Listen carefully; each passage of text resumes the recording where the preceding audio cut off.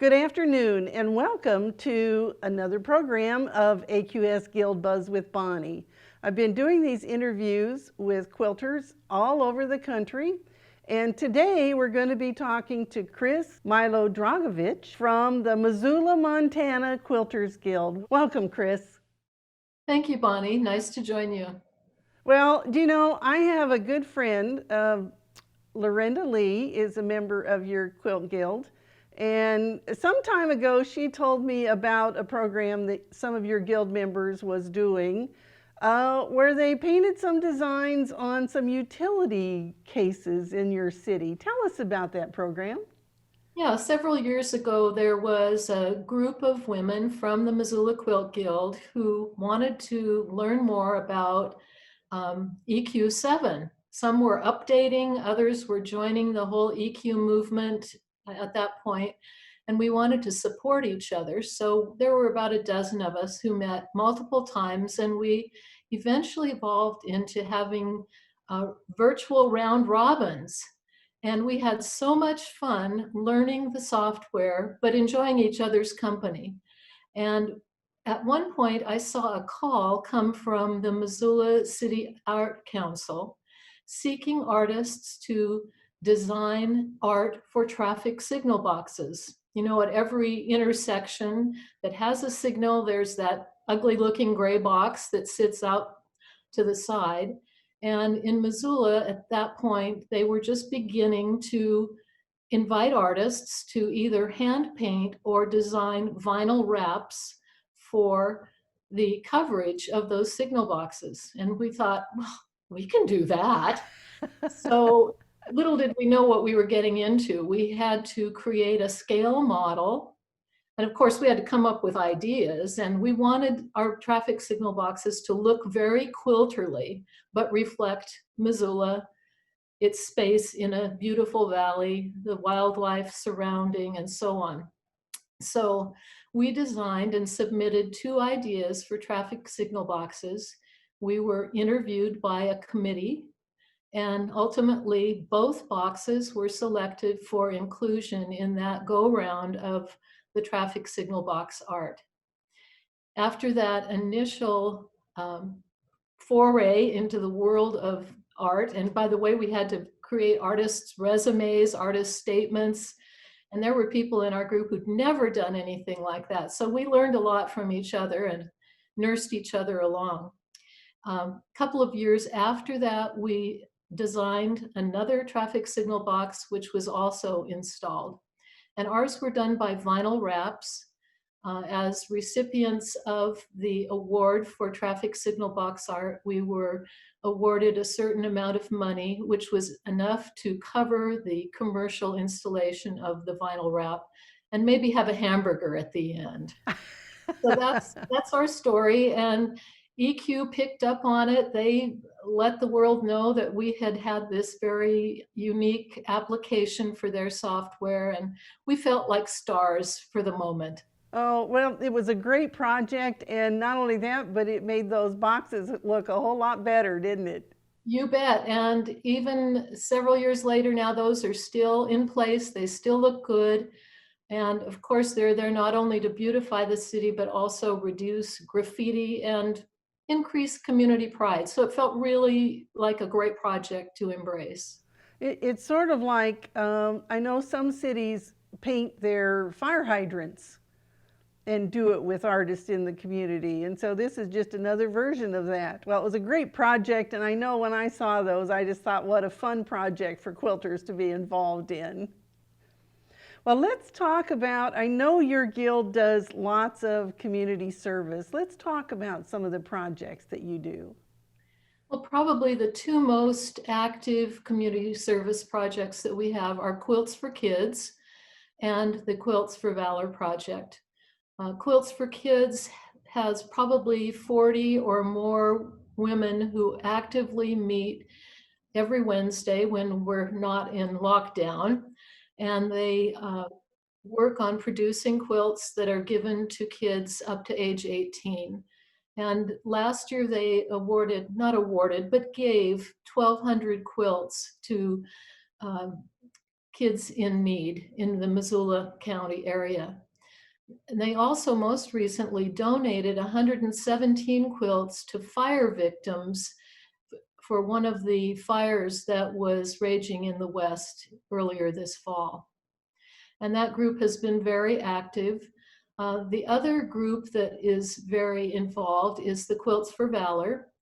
And in that regard, there are again about 40, that seems to be our magic number at the moment, about 40 people who are involved with actively creating the quilts, although many of us also make quilt tops that we give to the Quilts for Valor group, and they end up finishing the quilts. And of course, that's part of a national organization. One of the quilts that was made within the last year ended up on an interesting journey.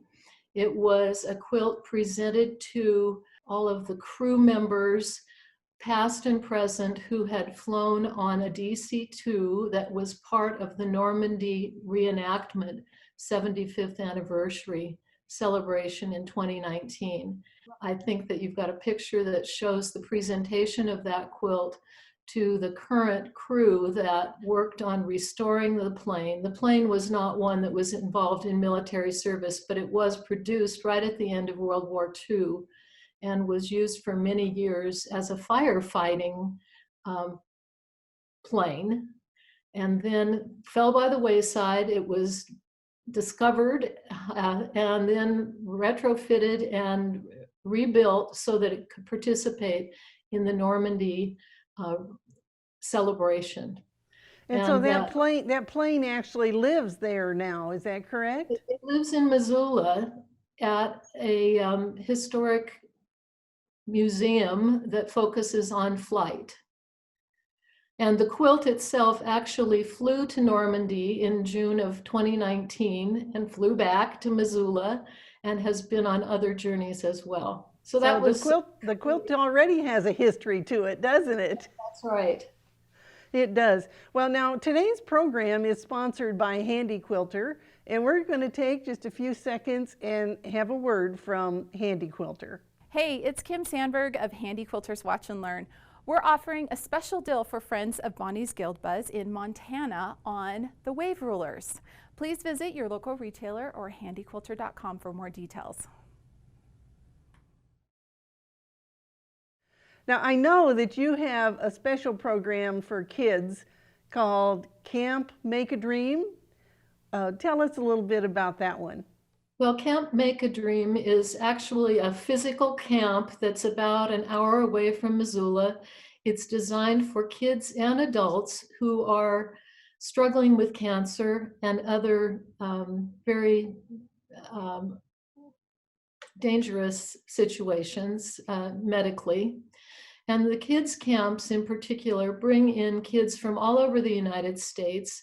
They stay at the camp for about a week, and of course find wonderful friendships, kids going through the same struggles that they are. And the Guild provides not quilts, but pillow covers that the kids can take home with them at the end of their week stay. On the face is some kind of a pieced element. It could be something as simple as a star or a 9-patch. Some are very, very involved. But the backside is made of muslin, so the kids can have their fellow campers sign them. They're missing their pillow forms. Those are what they have to add at home, but it enables them to take home this memento of a week spent making new friends and great memories. Well, what a great program, and I bet the kids just think that. I remember when I was at church camp and we got to collect signatures of the people that were at camp with us. I know that that's probably a really good memento for them to take home, then, isn't it? It is, and it's something that as quilters, you really contribute from your heart in that situation. Now, Chris, I see this quilt hanging behind you. Is that a raffle quilt by any chance? No, it's not a raffle quilt. It's the result of one of our small exchange groups within the Guild. It's a group called Stitchers in the Dark. It meets once a year There are anywhere from 40 to 50 people who participate. You draw names for who you will make 12 blocks for the next year. And generally, the person who's filled out the form will give you some ideas about what colors or styles they like. And you can either ignore them, throw them in their face, or abide by them. And in this particular instance, the individual whose name was drawn said that she loved leaf blocks. And so the maker of the blocks created 12 blocks, each with a different free-form leaf, the background using the Japanese taupe fabrics. And then a year later, or maybe 12 minutes after the blocks were done, who knows, we all procrastinate, the recipient received her 12 blocks. And then at a future meeting, the finished quilt was revealed. I'm sure there are many blocks hiding in drawers in the greater Missoula area, but in this case, the recipient was excited about the blocks and proceeded on to finish a quilt. So that's what's behind me. Well, and it's fun because it's kind of a neutrally background, and then they used a lot of different colors to make the leaves. So it turned out to be a nice quilt, didn't it? It did. And the person who received the blocks is a redhead. And, you know, the redheads just have a certain color palette that they enjoy, and this is part of it. Yes, they can wear those oranges and greens and lime greens, can't they? Mm-hmm. Well, the quilt hanging behind me is a quilt that I made, and it was quilted for me by Irene Rising, who lives here in Paducah. But one thing that's unique about this quilt is I did it for my book called Borders and Finishing Touches 2, and I was on a time crunch, and I had been doing hand applique, and I had 2 blocks done that were done by hand, and I had 2 more to do, so I did 2 of them by machine. And when I go out and teach and carry this quilt with me, I always show people, because when you look at the quilt, there's no way you would know that part of it was done by hand and part of it was done by machine. And I call it Last Roses of Summer, so that I could use all those different colors of leaves as the leaves were turning for the fall. And so this is one of my favorite quilts, and it has a shark's tooth border on the inside of it. And it's red and green, and you can't go wrong with red and green quilts. That's right. It's striking. I'd like to see it up close. Well, and the pattern for that is in my Borders and Finishing Touches 2 book. And I believe that book is only available now as an ebook, but you could get that at shopaqs.com. Now, you see that I'm wearing my mask around my neck, which here at the office, if I'm in my office, I don't have to wear it, but if we're in any kind of a meeting where we go into a smaller room, we do put our masks on. And I bet your guild's been making masks too, haven't they? They definitely have. Some people, especially some long arm quilters, have been cranking out masks, especially early on, by the 100. And then other people would take over and add the finishing elements. So yes, very much involved in mask making. Well, how have you been meeting? How have you been staying in communication with your guild members during this time of the coronavirus? Well, we've started meeting via Zoom, and it's an experiment for us at this point. We've not done it very much, but we're getting started, and I think that's good. Our membership is perhaps not as high as it was pre-COVID. We generally have about 175 to 200 members. We're a bit less than that right now. So I think it's a challenge to figure out ways to engage people. Smaller groups, I know, were meeting during the summer when they could meet outside, but now that it's cool or cold or frozen, that's not happening. So we're trying to stay virtually connected. Well, and you know what? We're all having to learn the technology and Zoom and other types of technology to be able to communicate. So you're not alone. You're also not alone that a lot of the guilds are seeing some reduced numbers from their guild membership right now. And you know what? We're all anxious to get back together, aren't we? We sure are. You know what? Quilters are huggers, and boy, have we been missing those.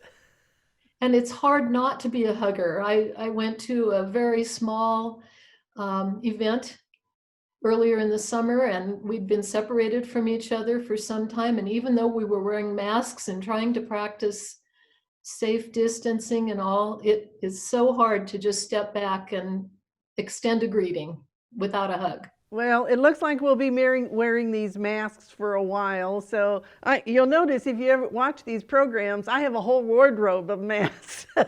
So I have a lot of them. I used some sample fabric that came in here to the office, and I made masks for people here in the office, and then I made a whole wardrobe of them for me so that I could change the mask with my clothing. All right, so one of the things that Handy Quilter is doing as the sponsor of this program is they are giving away a sewing machine. And I know that a lot of you know Handy Quilter as a long arm manufacturer, but they also make home sewing machines. And the machine that they're giving away is called the HQ 710, and it has 170 built-in stitches. It has a 9mm wide foot for the wider stitches if you use your decorative stitches. And it also has a knee lift on it, and it has a value of $3,495. It's a really nice machine. And we want you, all of your guild members, and those of you who are watching us out there, to go register. And you can do that by going to quiltweek.com/guildbuzz, and just scroll down. You'll see a button that says register. And so I hope that you'll fill that out, because somebody's going to win that wonderful machine. We also have a short survey. We're doing a survey about online classes. We want to know the length of classes. Are you taking classes? Real easy. It'll just take you a couple minutes to answer the 7 questions. So we hope that you'll go do that as well. So I hope that, Chris, that you'll encourage all of your guild members to go both register for the sewing machine, take the short survey, and thank you so much for being with us here today. We love hearing about what the guilds are doing all over the country. Thank you, Bonnie. Well, and thank you for joining us, and we'll see you again next Wednesday at 3 p.m. Central Time.